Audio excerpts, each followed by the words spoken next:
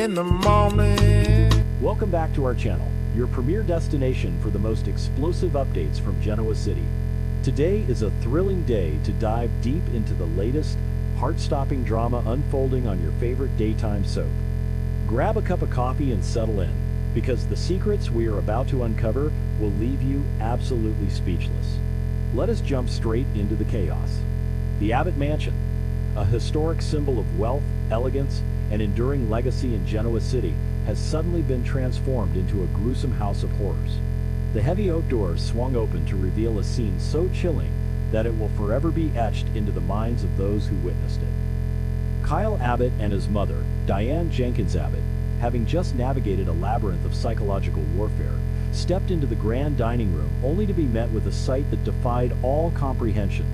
Jack Abbott, the indomitable patriarch of the Abbott family, lay motionless on the polished hardwood floor, surrounded by an expanding, terrifying pool of his own blood.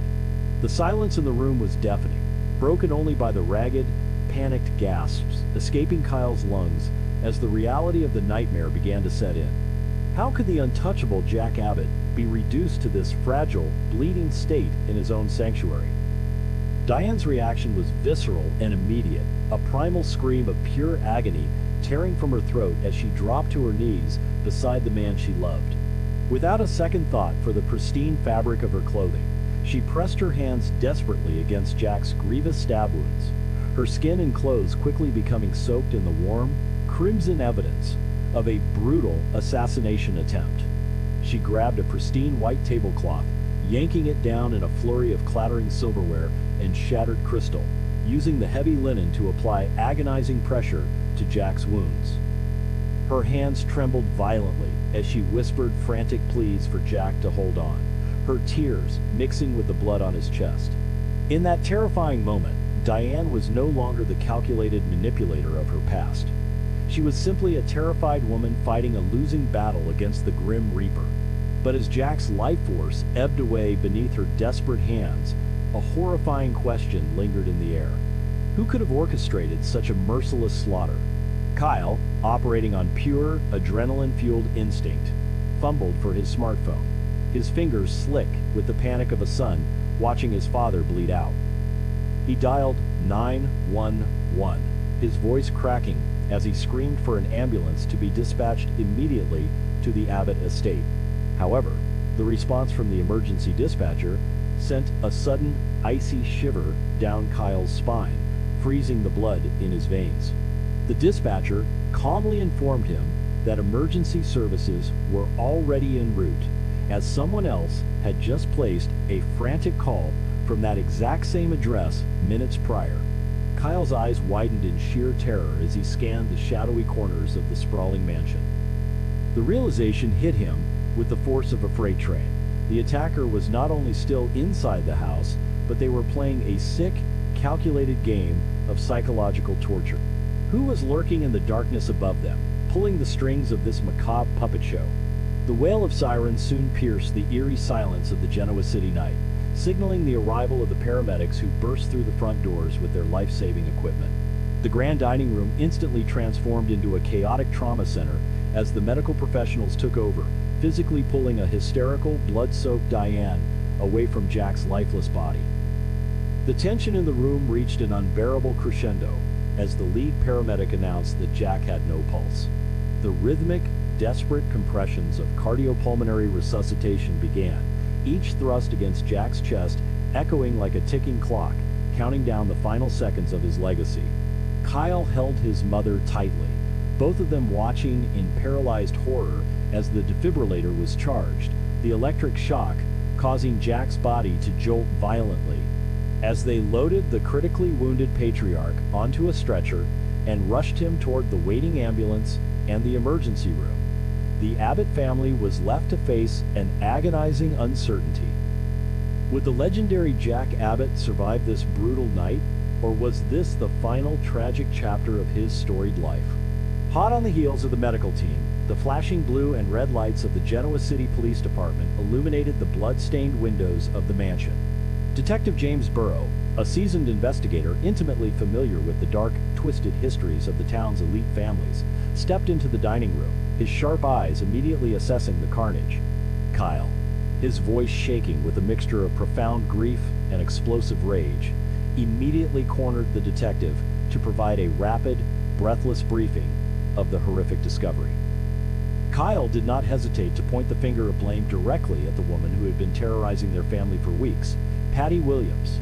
He recounted the harrowing rescue of Diane and their subsequent arrival at the mansion, painting a vivid picture of Patty's relentless, psychotic obsession with his father. But as Detective Burrow dispatched his officers to secure the perimeter and sweep the massive estate, a dark sense of foreboding settled over the room. Was Patty Williams truly the architect of this bloodbath, or was there an even more sinister force at play? The tense silence of the police search was suddenly broken by a shout from an officer on the second floor. Detective Burrow, with his weapon drawn, cautiously ascended the grand staircase, followed closely by a furious Kyle. They found Patty Williams cowering in the shadows of a guest bedroom, but the scene they discovered was far from the triumphant capture of a fleeing assassin. Patty was trembling, her eyes wide with feigned terror, and blood was dripping steadily from a deep, jagged laceration on her own arm. It was a masterful, chilling display of calculated deception. Patty had deliberately mutilated herself, slicing her own flesh to create a fabricated crime scene designed to completely invert the narrative of the night's events. She looked up at the detective with tears streaming down her face, playing the role of the traumatized victim to absolute perfection. What twisted, dark labyrinth of a mind could conceive such a horrific, self-inflicted wound just to frame an innocent woman? As the officers secured the room, Patty launched into a highly emotional, meticulously crafted fabrication that left Kyle speechless with rage. Between dramatic, heaving sobs, she spun a web of lies so intricate that it threatened to ensnare Diane in a permanent legal nightmare.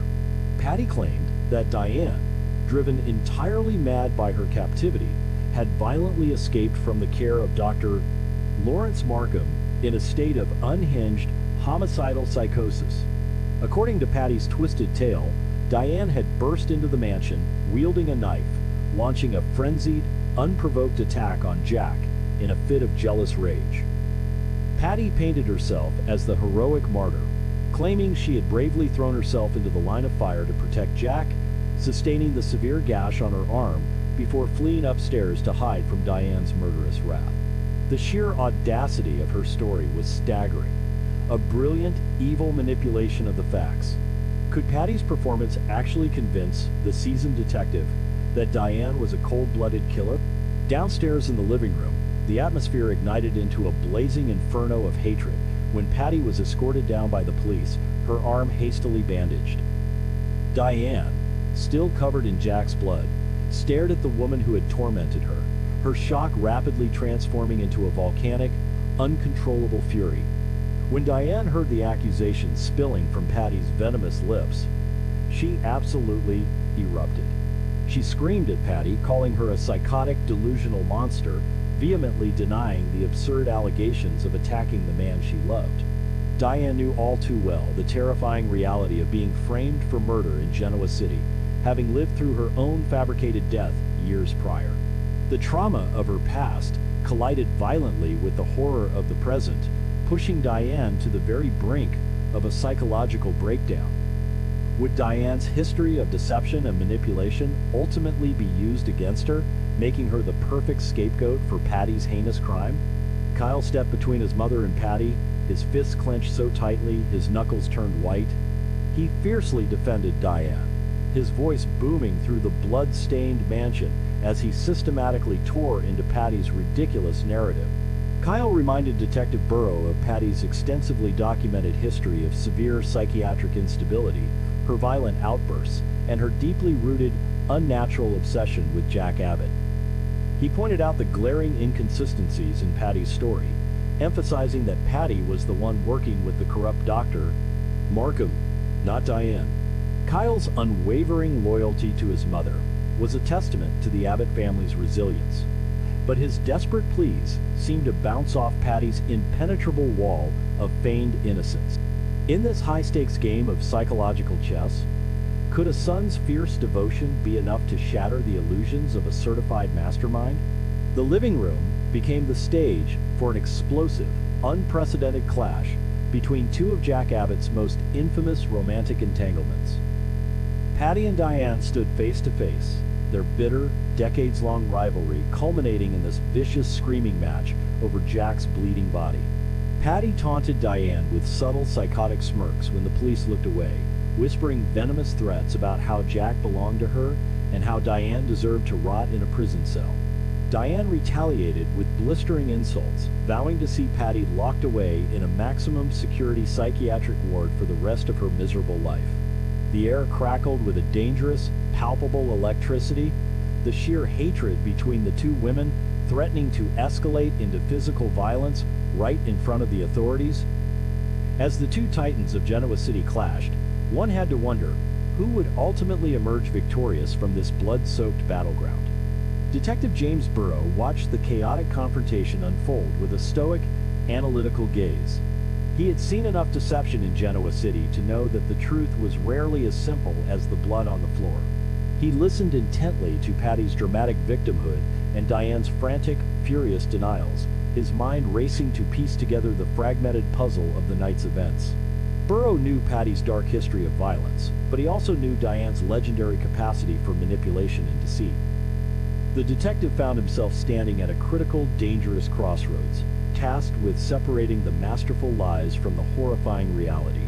Burrow immediately radioed for a second unit of paramedics to attend to Patty's self-inflicted arm wound, refusing to let her narrative dictate his investigation.